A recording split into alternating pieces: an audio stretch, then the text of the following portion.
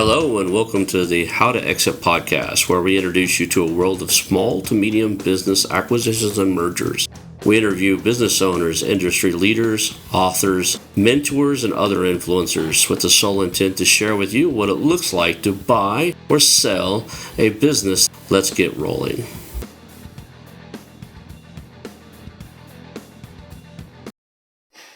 Hello, and welcome to the How2Exit podcast. I'm Ronald Skelton, your host, and today I'm here with Steve Divitkos. He's the founder of Mineola Search Partners, a firm that invests in search funds, the entrepreneurs who run them, and the companies they acquire. Thank you for being on the show, Steve, man. I appreciate you being here. Yeah, thanks for having me. Cool. Let's just get started. I know you were an entrepreneur before you got into what you're doing now. So let's do your origin story. Tell us how you got started into what you're doing now.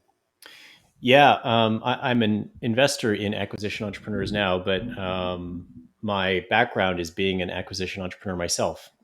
So coming straight out of undergrad, I worked in the private equity business for a couple of years, investing in much larger companies that I'm certainly now focused on.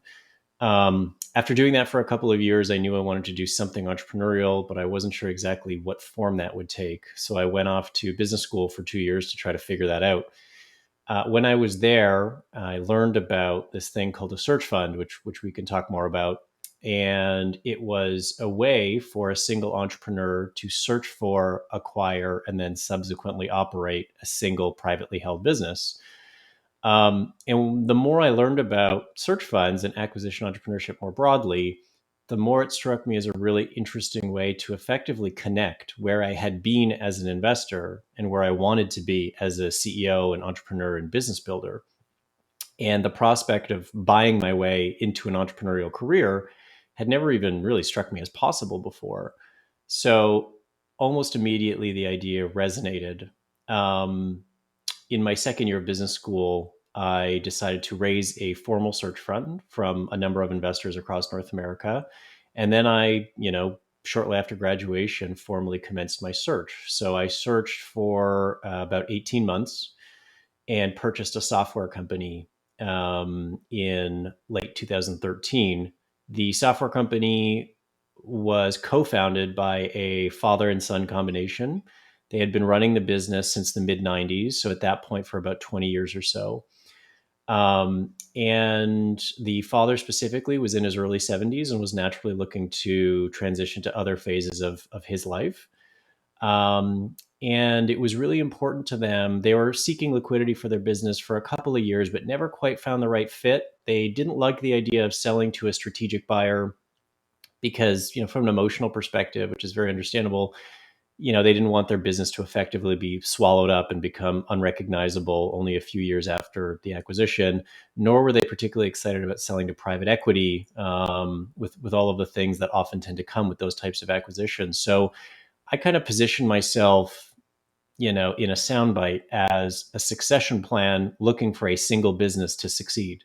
And I think that kind of resonated with them. So long story short, I bought the business from them in late 2013, ran it for 7 years as CEO, and then exited in late 2020.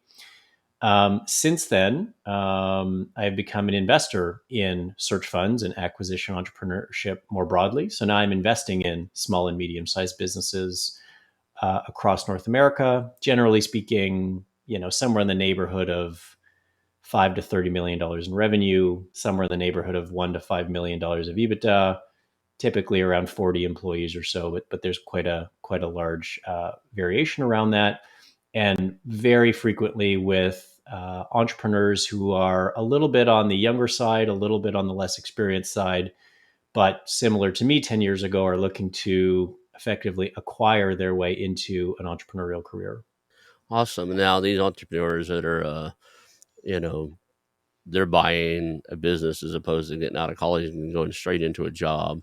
Um, does your firm provide any type of guidance, mentoring, uh, assistance in making sure that it runs well? Yeah, all the above. I mean, I think my position as an investor is directly informed by my DNA as a CEO, and as someone who has actually been through every stage of this. So I know how lonely the search process can be. I know how frustrating it can be. I know what it feels like to never feel like you're making progress. I know what it feels like to get laughed out of the room when talking to sellers who never think that you can run their business as well as they can. I know what closing a transaction feels like by yourself that would ordinarily be done by like a 4-person deal team at a private equity firm. And of course, being a CEO is just an experience that nobody understands unless you've done it before. And so I tend to work with acquisition entrepreneurs who are doing all of this for the first time. And as someone who has actually sat in that seat before for about a decade, um, my focus is on making their journey easier than mine was and providing them with some of the guidance that I did get that was incredibly helpful. And just as importantly, trying to provide them with the guidance that maybe I didn't get and maybe I wish that I got. And mentorship is a huge part of the search fund vehicle. In fact, it is a cornerstone of it. And there's a lot of great investors that have preceded me, and I'm just looking to just contribute to the community in any way that I can. That's awesome. The We keep using the phrase search fund, and I know when I went through my master's degree program back, I think I graduated in 2007.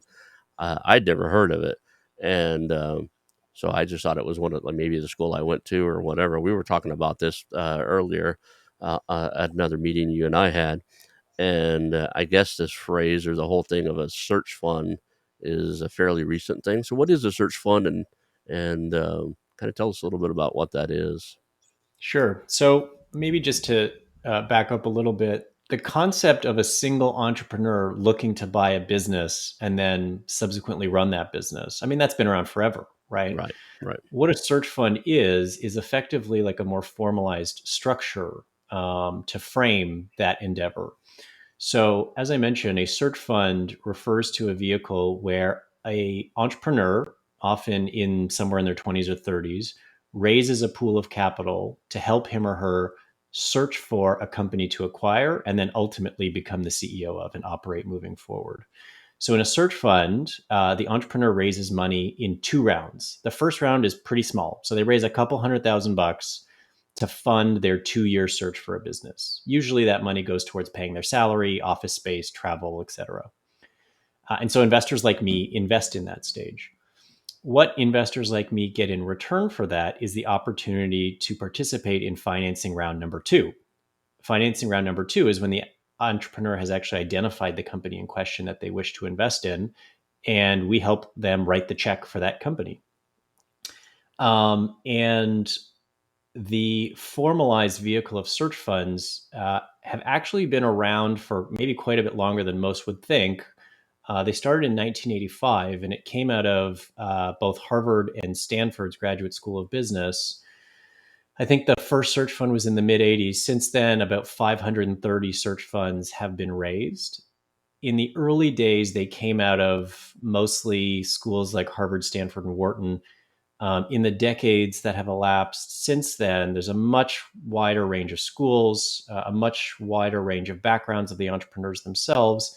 And again, this is an entrepreneur looking to raise capital to help him or her buy a business and then become the CEO of that business moving forward. Um, let's just jump into kind of like what is the search fund process? You raise around, like you said, the first raise is to pay a salary, so you have a living, some living money and travel money to go do the search. Do you help with the search criteria, like showing the entrepreneur how to pre-qualify a business and what they, help them decide what they should be looking for? Or is that all on them? It's a combination of both. I mean, the entrepreneur, him or herself, is effectively free to pursue targets in any industry that they choose. But the role that the investor plays is effectively to be helpful in any way that they possibly can be. So, very, very tactically, as I learned while searching for my own business, there's a lot of tactical just stuff that needs to happen. So, it could be as tactical as, what technology stack do I use? How frequently do I reach out to sellers? What's the email automation engine that I should use? What CRM system should I invest in? Um, it can be as tactical as that. And very frequently, less tactical advice would be, well, what's a good business look like? What does a bad business look like? What about a good industry or a bad industry? How do I structure certain deals? How do I make sure that the seller still keeps skin in the game? What mix of equity and debt should I use to finance this acquisition? To what extent do we identify key person risk in the seller, and how do we structure around that? So, as your listeners are likely to appreciate, there are about 1,000 variables that one must consider when searching for and acquiring a company. And as a result, there are about 1,000 different ways that experienced investors can help them along that journey. I would say that search funds as an asset class tend to target, but not always, particular types of businesses in particular types of industries. So, generally, from a size standpoint, again, there are exceptions to this, but speaking broadly, somewhere in the neighborhood of $5 to $30 million in revenue, maybe an average would be 7 to 10, something like that.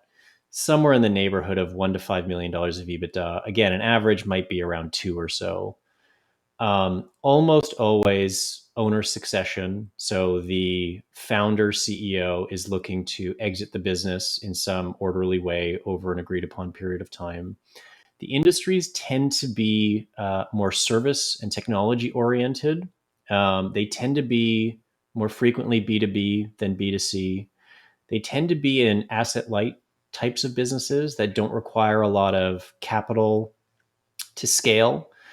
Um, and industry, I mean, there's a wide range of industries that tend to be targeted: B2B services, software, technology, healthcare, and several others. So in my case, I ran a software company, again, a very asset light business model with a lot of recurring revenue. And recurring revenue tends to be another widely seen characteristic because it lends itself quite well to a first time CEO running it. And maybe that's an appropriate kind of title page to put on it: is you're looking for both a business model and an industry that lends itself very well to a first time CEO. So what's an example that does not fit that description? Maybe like a mining company, for example. That would be like the antithesis of a search fund investment. Hmm. But something like a software company, an alarm monitoring company, a staffing agency, a managed service provider, those tend to be all like asset light businesses that demonstrate recurring revenue characteristics, and broadly speaking, lend themselves reasonably well to a first time CEO running them. You say it's your first time CEO.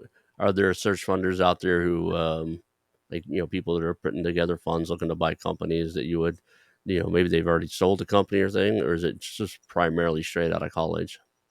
No, it's all the above. Okay. Basically, any entrepreneur who is looking to purchase a business and subsequently assume the CEO role is totally fair game for a search fund. So it can be as kind of inexperienced as someone coming straight out of business school with maybe only a couple of years of work experience under their belt, and can go all the way to an entrepreneur who is in his or her 50s who has done this many times before and is looking to do it again. The median age at the start of a search is 32 years old, but there's a pretty wide standard deviation around that median. So any and all entrepreneurs who are, effectively looking to do this, there's certainly no recipe or formula that needs to be followed. It's interesting is I have a group of people I know that are in the acquisition entrepreneurship, and I was talking with some of them, and you know, other than they've joined searchfunder.com, a lot of them weren't taught and didn't know what search fund was, because they went for straight from owning or running their own business to deciding they either sold, exited, or whatever, and they decided they want to buy another one. They've hired mentors, coaches, or whatever to help them do that, but not going the traditional route. It's not a very common, you know, it's just like one of those things. If you don't know about it, you don't know about it, right? A lot of Mhm. people don't know what a family office is. Yeah, um, and to be fair to those listeners, prior to going to business school, I didn't know what a search fund was. I had never heard of it. This is not something that one emerges from the womb understanding. In fact, my graduating class was 2012. That was the first formal entrepreneurship through acquisition or search fund class offered by the school at that time. I think Stanford might have been the only one prior to that point that had formalized ETA education. mhm. So, for that reason alone, the randomly selected listener cannot be blamed for not necessarily knowing what a search fund is. Now, I would suggest that substantially all of the leading business schools in the United States now have formalized search fund or entrepreneurship through acquisition courses, as well as student-run clubs and things like that. So it is very quickly becoming part of the formalized education process at a pretty wide range of business schools, not just in the U.S. but now across the world. Yeah, we do have a small section of our listener base that are on the investor side, and meaning not just they invest in companies, but they'll help fund deals and stuff. What is in it inside of a search fund? What is in it for the investor? Yeah. So speaking of the kind of formal search fund structure and mechanism, as mentioned, for investors like me who fund your first 2 years looking for a business to buy, from the entrepreneur's perspective, first off, they get a meaningful salary while they're looking for a business to buy. And they get, on average, a group of 15. That's how many investors tend to be part of the average cap table. Experienced investors who are both ready and willing and able and excited about helping them in any way that they can. Um, in return for that, we as investors get the right of first refusal to invest in the deal in question once the company has been identified. It is the right, but not the obligation to invest. Once the search entrepreneur presents the opportunity to investors, we say yes, individually, we say yes or no. And to the extent that one of us says no, then the entrepreneur is free to raise money from wherever they want. You just have to kind of give us the first look. Um, in addition to that, as investors, I often used to say when I was running my company, the unfortunate reality of having investors is at some point they need their money back with a suitable return, hopefully. So as investors, we get to invest in really smart, really driven, ambitious, high integrity entrepreneurs. We get the opportunity to work with them frequently. For example, we tend to sit on the board of these companies. That helps the entrepreneur in what are probably obvious ways, but is also incredibly fulfilling and interesting and satisfying for folks like me who have kind of been in the CEO seat managing a board. Um, and selfishly, we get to invest in some awesome businesses run by awesome entrepreneurs, and it's a cool space to be in, especially as someone who has worn the CEO hat and knows what the blood, sweat, and tears feels like. The opportunity to utilize and leverage the lessons learned and mistakes made to help not just one entrepreneur, which would be the case if I just decided to do it again, but to help dozens of entrepreneurs running dozens of different companies across, potentially dozens of different industries. So it really provides investors like me with a way to kind of scale our experience and our time in a way that allows us to be as helpful as we can to as many folks as we can while still, maintaining an intimate relationship with each of them. Got it. Now, you know, guy comes, out of college or out of a business. They're looking to acquire their next business. They, kind of jokingly, they kind of know what they want to do when they grow up. So they kind of got an idea in what industry. Most people kind of have an idea what industry they'd like to play in. Do they put together a proposal, a document? Is there a pitch to you guys? Yeah, so we'll take each round of financing in turn. So starting with the first round of financing, this is when the entrepreneur is just raising what's called search capital, which is exactly what it sounds like, the money to fund the search. So Mhm. at this point, the entrepreneur doesn't have a lot to go off of with respect to raising money. They can tell investors about themselves, what schools they went to, what jobs they had, why they want to do this, etc. Often, the document in question is called a PPM or a private placement memorandum. That is effectively the only document that investors like me have to go off of when deciding whether or not to fund any entrepreneur search. Almost always in any given PPM, um, one of two things will show itself with respect to industry. Option number one is, let's say an entrepreneur has a very, very specific industry thesis. Let's say he or she used to be the CFO at a sleep clinic, and they say, you know what, I love everything about the sleep clinic industry. I'm going to scour the earth and find one sleep clinic to buy and operate in the United States. That does happen. Um, Other times, It is more of a opportunistic or industry agnostic search that says, hey, I don't know exactly the industry I'm going to buy in yet, but here are the characteristics of the industry that I'm going to look for. And here are three example industries in which I'm actually going to start, just to make this a bit more of a manageable process. In that latter category, what ends up happening most frequently is the entrepreneur suggests, let's say, 2 to 3 industries that she intends to buy in. Very, very, very frequently, she does not buy a company in any of those industries. Um, and as a searcher myself, I think I can speak to why. Number one, I think one of the things that I learned is just the staggering, overwhelming number of companies, small private companies there are in North America, and by extension, the overwhelming number of industries that exist in North America, most of which, Ron, you and I have still never heard of. I remember working with brokers, business brokers, investment banks, accounting firms, et cetera, and I would get a offering memorandum from them. And in many cases, my first reaction after reading it was, "Oh my goodness, who knew that companies like this existed? Like, who knew that this industry existed?" So I think that reality is probably one of the reasons that informs why many search entrepreneurs don't actually buy in the industries that they set out to buy in. The second would be, again, informed by my experience searching. Let's say you really like industry X, but then you take a deep dive into industry X, and maybe the valuations are too high, or maybe just not enough companies are for sale, or maybe there's a private equity firm that's consolidating the industry and you just can't win on price. And maybe in the course of evaluating industry X, you actually learn about an industry that is tangential to it. So maybe they're a service provider to it, maybe they sell products into it. And the more you learn about that industry, sometimes you say, oh, this is actually more attractive than industry X. I'm going to pivot there. Um, so this is all to say that in the course of a 2 year search, which tends to be the case in a formalized search fund structure, man, there's just so much that you don't know. There's so much that you can't predict. And there's so much that just kind of emerges naturally that in more industry agnostic searches, new industries tend to present themselves in new and interesting ways.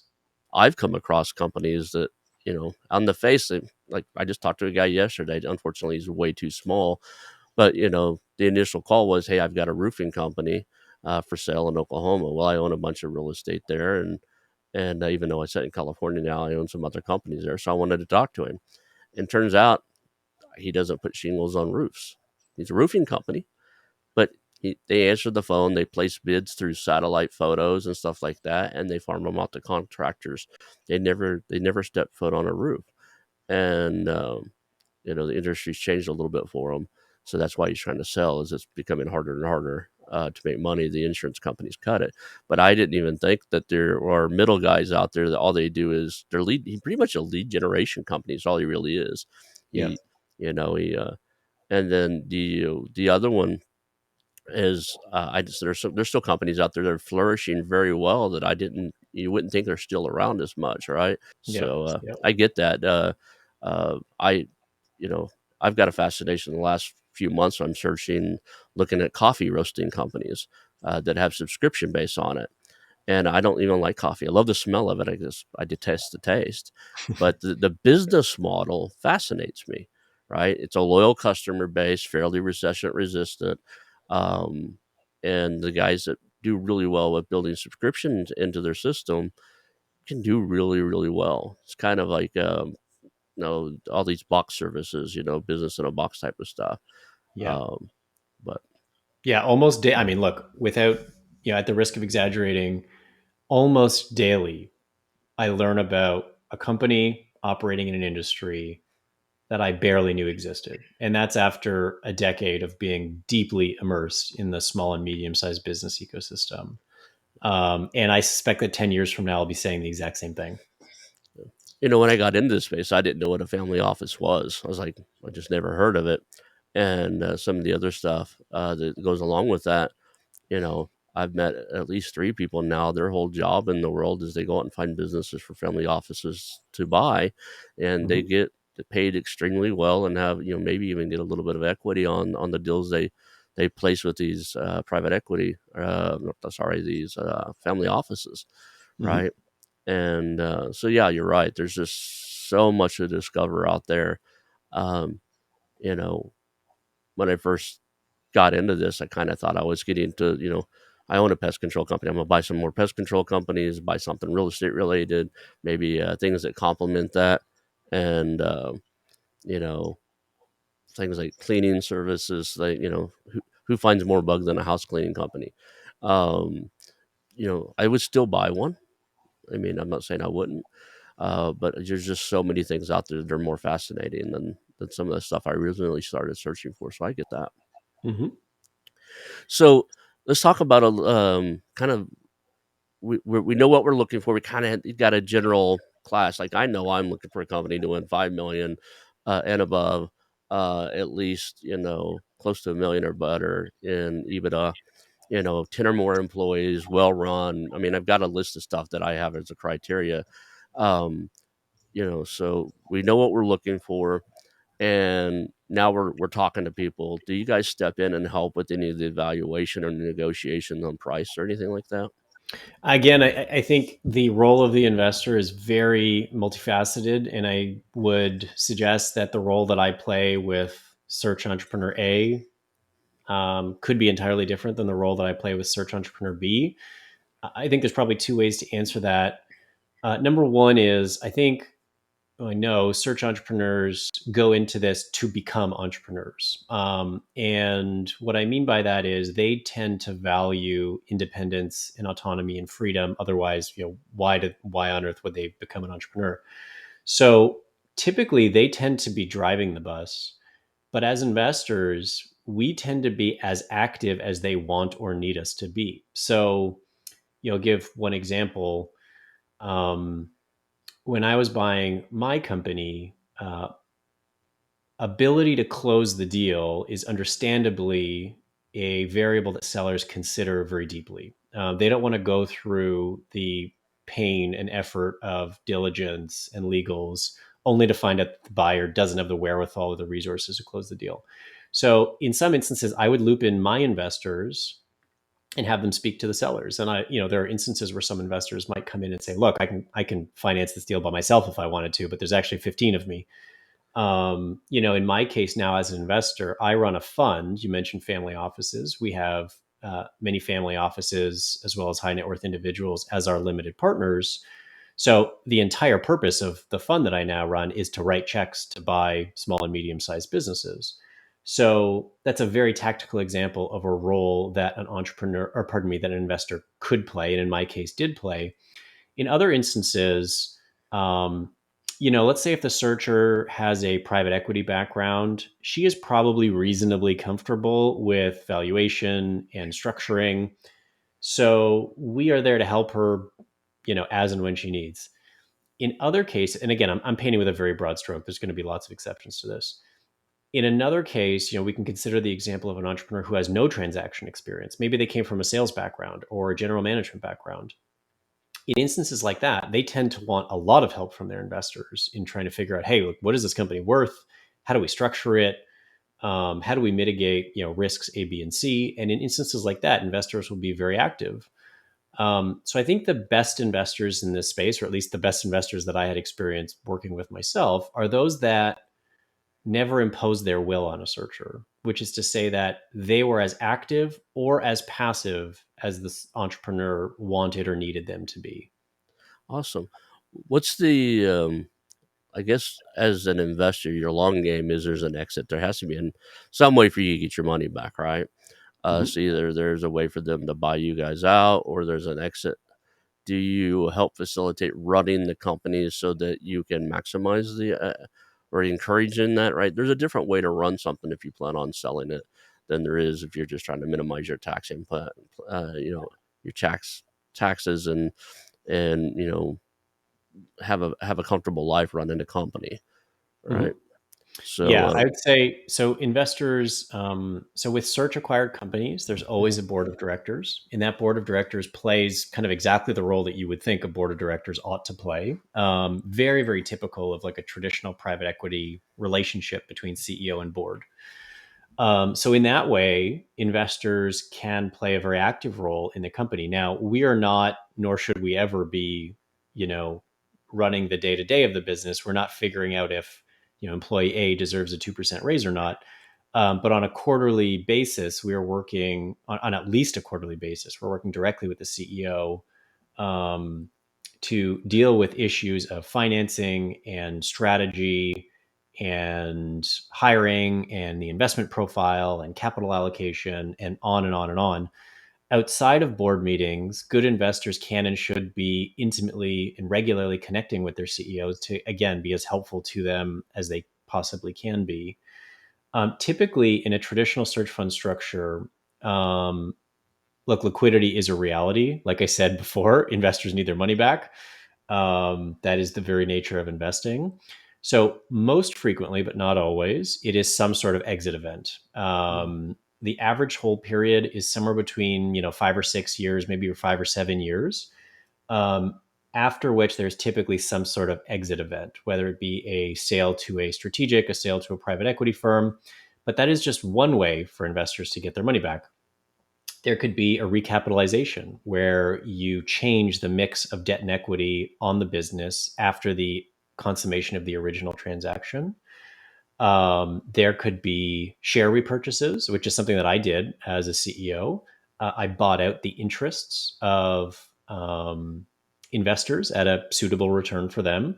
And as a result, myself and existing investors got a bigger share of the pie. So just like with any investment, there's really no limit on what you can do to create liquidity.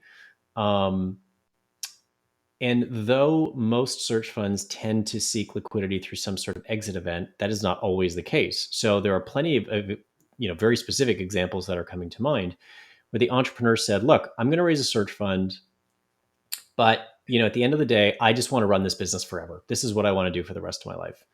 So over time, what they did is they used the cash generated by the company and or other sources of capital like debt to buy out investors. And over time, what started as a cap table with the search entrepreneur and 15 investors turned into a cap table of one, which is just the CEO.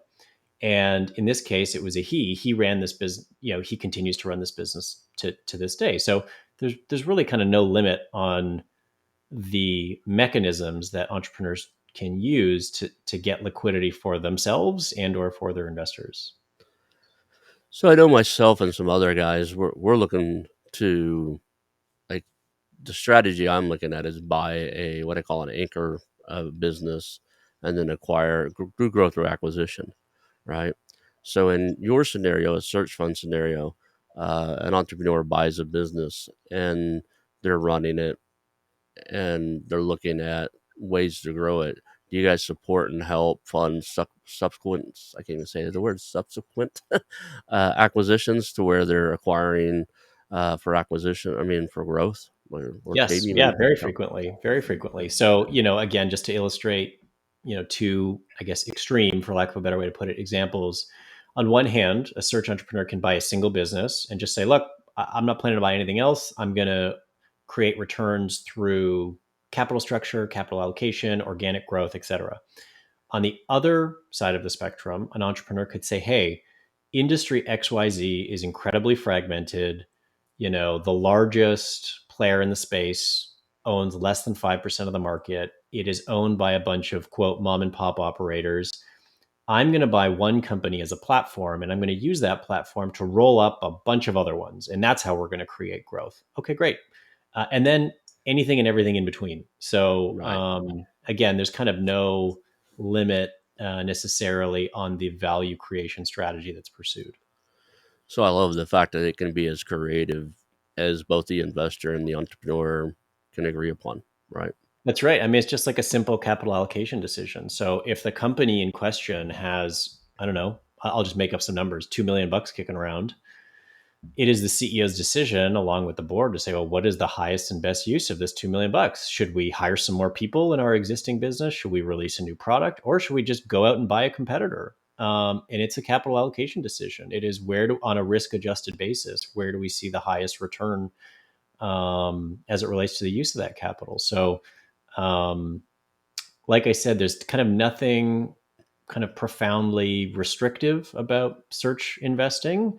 In instances like that, it would be a matter of the CEO sitting down with her board and saying, "Okay, here's what we've got: some liquidity. I want to pursue growth. It can either be through investing in existing operations, buying new companies, repurchasing shares, issuing dividends, whatever the case may be. We've got a business up and running. We're working with you guys. I'm familiar. I wouldn't say I was an expert in, but I'm fairly familiar with the VC route just because I came from the tech industry and was around it for a while.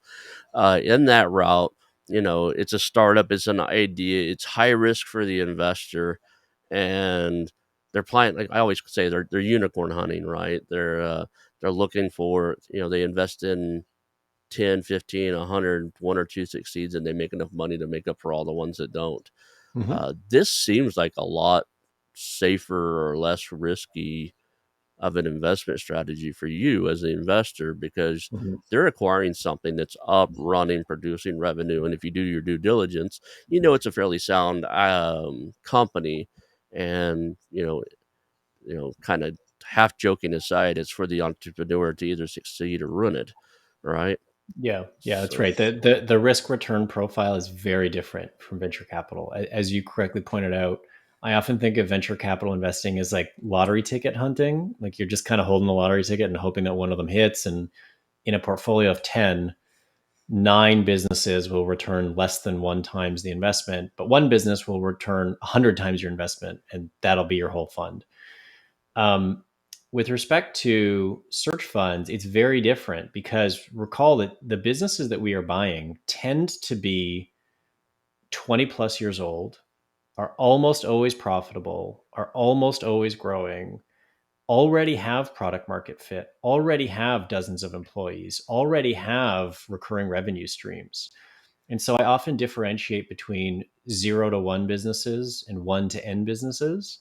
0 to 1 businesses is what venture capital is focused on. You're basically creating something from nothing, which is incredibly difficult to do. Bringing a business from 1 to N, so that 1 to 2, 1 to 5, 1 to 10, that's still incredibly difficult to do.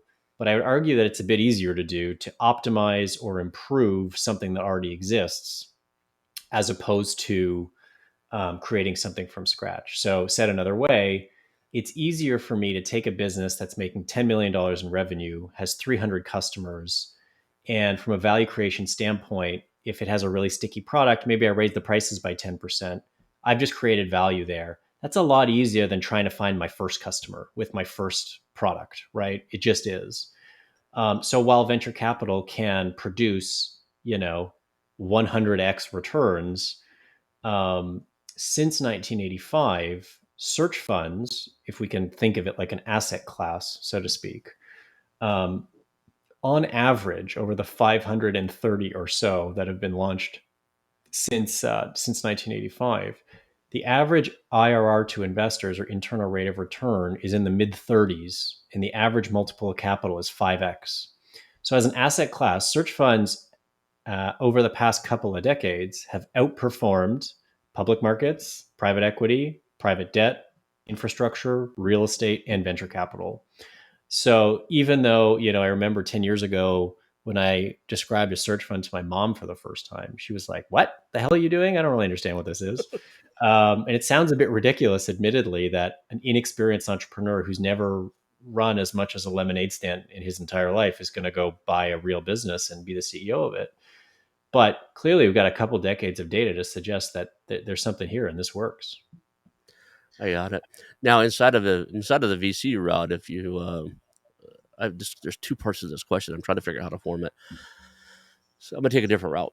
So, in my experience, in my opinion, I honestly think it takes a different person, a different CEO skill set to go from an idea to selling product number one Mm-hmm. than it does from going selling product number one to say about the 5 million mark, maybe the 10 million mark. But there's a point in which it's no longer bootstrapped; it's actually running, and the growth strategy and everything kind of needs to shift.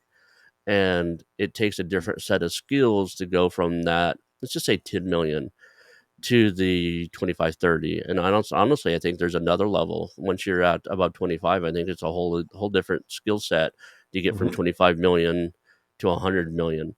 I know in my search what I'm looking for and where I fit in.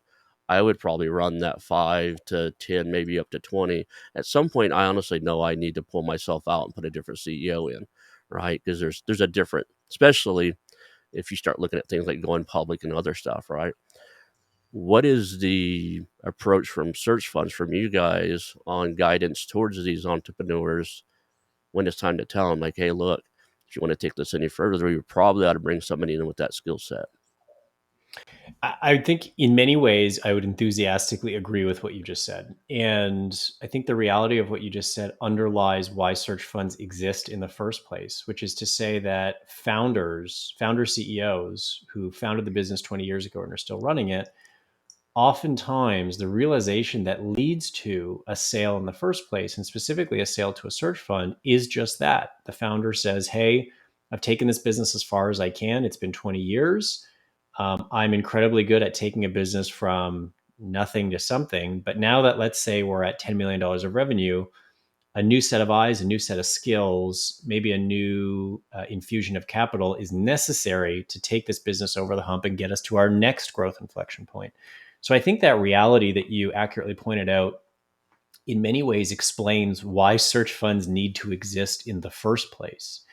Now, as the search fund entrepreneur, I ran my company for 7 years. I came to the realization kind of for a second time, which is, hey, now I've been running this company for 7 years. I've taken it from X to Y. Now, either something new or something different is required as it relates to me, which is one of the reasons that led to the sale of our company.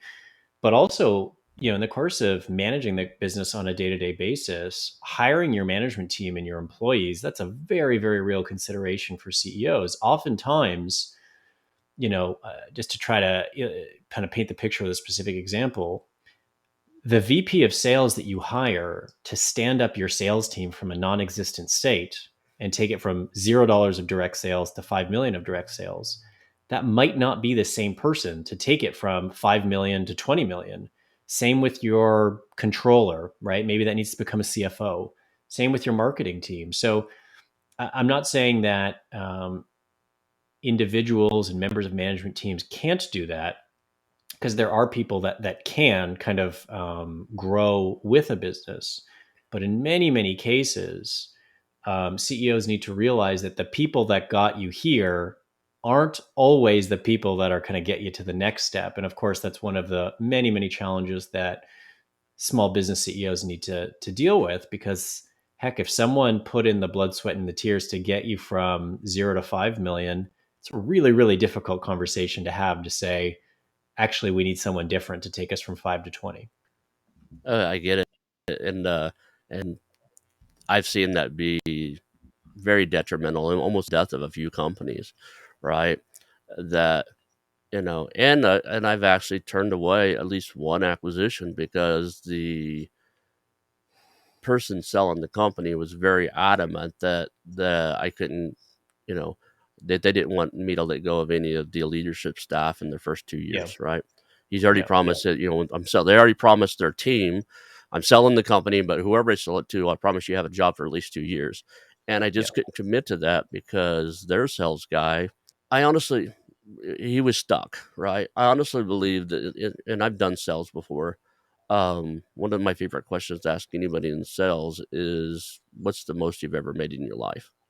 And the reason is there's an inherent value that somebody thinks they're worth, and they'll bust their tail to get back to that. But after that, they almost sit on their laurels if you get the wrong person. This guy was very comfortable. He was in the mid six figures is what he was earning because he was a good sales guy. That's the most he's ever earned. He was making slightly more than you made at the last company, and he thought that was a cap of it. And you could just tell the level of effort he put to get to where he was did not exist anymore. So it was time to find the guy that could do to move the company to the next level. And so I've seen business owners, I've seen acquisitions that just didn't go through because they were so concerned about, hey, these three people have worked for me for 30 years, you can't fire them. I was like, well, first of all, you know I'm acquiring a company. um I'd love to keep everybody around forever, but that's not the nature of business. And, you just can't make commitments like that.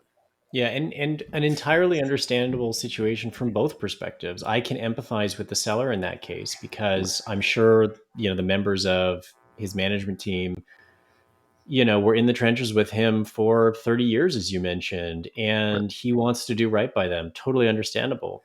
From your perspective, you're buying a business and you don't know these managers. Maybe, if you're lucky, the seller has allowed you to speak to them. But in many cases, sellers are not comfortable doing that. So if you're lucky, you've spoken to these people a couple of times, but you don't know whether you're going to keep them or not. And so, in a lot of instances, when you buy these small companies, I think the reality of buying small companies, that is not necessarily the case in buying larger companies, is A, many of them tend to be founder centric. And so, in buying these businesses, you have to figure out, am I buying a business or am I effectively buying like the founder's job? You certainly want the former, not the latter. You also need to figure out, what does this business look like without the founder? Um, does this founder own the customer relationships? Um, to the extent that this founder leaves, what does that do to employees or customers or suppliers? And then on top of that, you're inheriting this employee base. And in most cases, you kind of know nothing about them effectively. And so it's very common for employees, when any given company is sold, particularly small businesses, I would suggest that my experience would suggest that the number one emotion is fear. Everyone is scared and uncertain of what's going to happen. So, one of the consequences of that fear is employees will ask, well, are there going to be layoffs? Is my job safe? And as the incoming CEO, of course, you want to answer that question in the affirmative. But if you're being honest, you can't, right? Because you don't know who's going to stay around. You don't know who's an A or a B or a C performer. You try to be as democratic as possible and suggest that, hey, if you're creating value for the business, given my pursuit of growth, of course I'm going to keep you. In fact, I want to hire more versions of you. But you can't just blindly agree to keep members of a management team or anybody else for that matter, because you just have, I mean, look, someone starts stealing from the company, I'm getting rid of you, right? Regardless of what I promised to do. Now, that's an extreme example, but I'm using an extreme to illustrate the point that as an incoming owner of a business, it's really, really tough to commit yourself to something like that. And I've never seen, I jokingly say all the time, I don't believe there's any such thing as a bad employee. Some employees just be better flipping burgers for somebody else and not working at my company, right? But they're not, they just may not be a right fit here.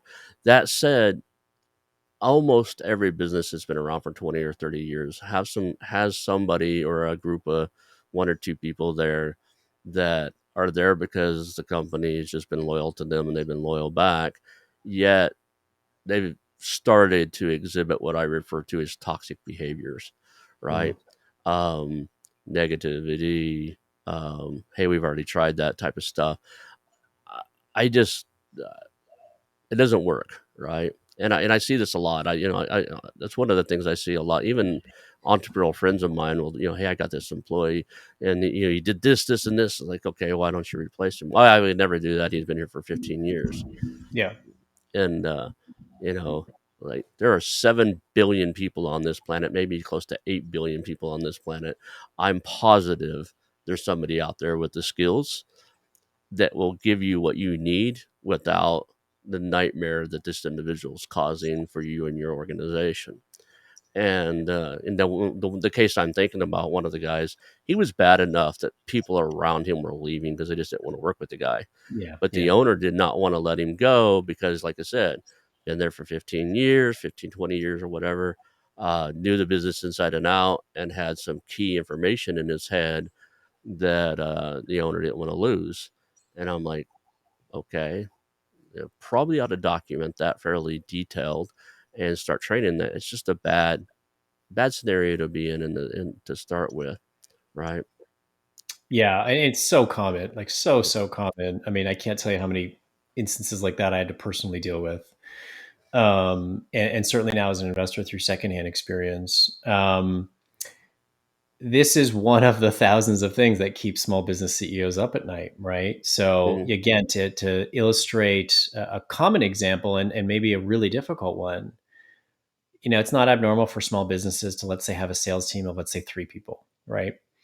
what happens if your highest performer that is generating 80% of your sales is a total jerk and nobody wants to work with him? And he is a cancer to the culture.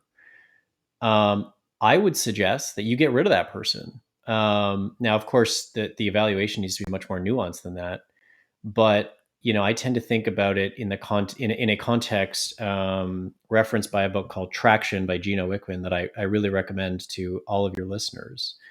They think about people in the right seat and right person capacity. So in the example that I'm using, maybe the salesperson is in the right seat.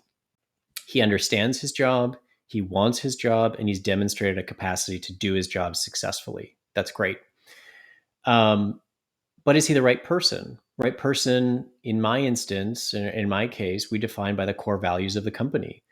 And if he or she is not demonstrating the core values of this company and is in fact toxic to those values and the culture that you're trying to create, then he's not actually the right person. So very, very difficult consideration, and something that I know keeps countless CEOs up at night. Certainly kept me up many, many nights when I was running my own business. Hey, Steve. It looks like we're hitting the top of the hour here. We're hitting the end of the show time. What's one big takeaway that we could have as far as like something? What's the main thing people need to know about what you do in search funds? Yeah, I mean, maybe it's instructive to go to where we started, which is to reiterate the concept that acquisition entrepreneurship is not anything particularly new. For a very long period of time, people have always been looking to pursue their entrepreneurial dreams through acquiring an existing business. Maybe for folks who are less familiar with the concept of a search fund, I guess it may be instructive to reiterate or to remind people that this is a way to put some structure and some process and some guidance around what is otherwise a very intimidating undertaking. As someone who was a solo searcher, meaning that I didn't operate with a partner, for what are probably various obvious reasons, I found it to be an incredibly lonely journey. For many different reasons. But I think when you surround yourself with investors, as I did, you come to appreciate that while you may be alone, you don't necessarily have to be lonely. When you get folks on your team who have experience doing this, who have searched themselves, who have acquired themselves, who have operated as a first time CEO themselves, there's just a lot of mistakes that don't need to be made for the first time again. And to the extent that someone is considering becoming an acquisition entrepreneur, but maybe is a bit worried about their lack of experience. Maybe they don't have transaction experience. Maybe they don't have leadership experience. There are ways that you can structure around that. And I found a search fund was just such a structure. That's awesome. What would be the best way for people to reach out to you? How would you prefer people get in touch with you if they have something that they want to chat with you about? Sure. So my website is mineolasearchpartners.com. Again, Mineola is spelled Mineola. I'm also very findable on LinkedIn. My last name is Divitkos, Divitkos. I also, for whatever it's worth, publish a blog and host a podcast myself, Ron, about being a CEO of a small to medium sized business, including buying companies, selling companies, running them, and managing yourself and managing your own psychology. Um, Both the blog and the podcast are called In the Trenches. So, to the extent that anybody is interested in checking that out, please feel free to do so. But otherwise, yeah, website is probably the best place to reach me. Awesome. I yeah, I want you if you listen to this podcast, check his podcast out. I'm a big blue ocean strategy guy. I really think that there's a lot of information out there, and you're brilliant in what you do. So I think people gain a lot from listening to your podcast. Thank you. What is there anything myself or I guess we always ask at the end of the show, what is one thing or something that myself or the audience can do for you? Is there something we can do to help you, succeed in what you're working on? Well, I appreciate the question. Appreciate the offer. I think the first thing that comes to mind is, acquisition entrepreneurship is a small ecosystem. I think, as we all know, and to the extent that anybody listening is either themselves or knows somebody who is considering either raising a search fund or purchasing a small to medium sized business somewhere in North America, For obvious reasons, I'd love to speak to them, love to be helpful to them in any way that I can. And certainly to the extent that they're looking for external capital to finance their acquisition. I mean, that's something that I'm obviously very interested in as well. So would certainly welcome any and all opportunities. Awesome. Every 2 weeks, we're actually hosting a kind of a networking thing where acquisition entrepreneurs get together on Zoom, and what are they working on? What are they looking to acquire? And it's sponsored by How2Exit, but I host this networking meeting. That would be a great place for the listeners to jump in. If you ever want to join in on that, I'll invite you to the upcoming ones. But we spend about an hour and a half and just get to know people in the industry, what they're working on, what they're looking for, what their search is. And a lot of times they have, questions or, hey, I've got an LOI signed. I need to do due diligence on this person. I'm lost. So we share our resources and like who we used the last time and how we do things and just help each other move forward. So Yeah. if And you that's ever great. want We should all be helping each other. I mean, like I said, this is a lonely journey no matter what you do, whether you work with a partner, whether you work with investors. It's a difficult, lonely journey. There's more than enough companies out there for all of us. There's more than enough resources out there for all of us. So, even as someone who invests myself, who hosts a similar podcast, Ron, I mean, yeah, listen to as many podcasts as you can, read as many books as you can, talk to as many people as you can. And I benefited, over 10 years ago from so many other acquisition entrepreneurs who gladly took my phone call when I had absolutely no idea what I was doing. yeah, And the help that they provided me with was invaluable. And now that I'm on the other side of the table, I think I speak on behalf of the vast majority of folks who have done this before, in that we legitimately enjoy having these conversations. It's kind of fun to, hang up the phone and feel like you've genuinely helped somebody, because you know what it feels like to be on the other side of the table. So, let's continue to make this a strong community in every sense of the word. And a rising tide lifts all ships. I believe that 100%. Thank you for being on the show. That's it, guys. Hey, it's your host, Ronald Skelton. I want to thank you personally for watching the show today and invite you to call our new hotline, 918-641-4150. That's 918-641-4150. Call us and tell us about our show, ask questions, suggested guests, or even tell me about a business you have for sale, and we'll reach back out to you. Again, that number is 918-641-4150. Call our hotline, leave us some information. Thank you. The Investors and Entrepreneurs Professional Mastermind. The Investors and Entrepreneurs Professional Mastermind combines the traditional peer-to-peer mastermind introduced first in Napoleon Hill's famous book, Think and Grow Rich, with accountability partnering, where your peers help you ensure that you set goals, take actions, and get results. If you want to scale, blow past roadblocks, and achieve success faster than you might think is possible, I suggest you take a visit over to tiepm.com. That's tiepm.com and check out the Investors and Entrepreneurs Professional Mastermind.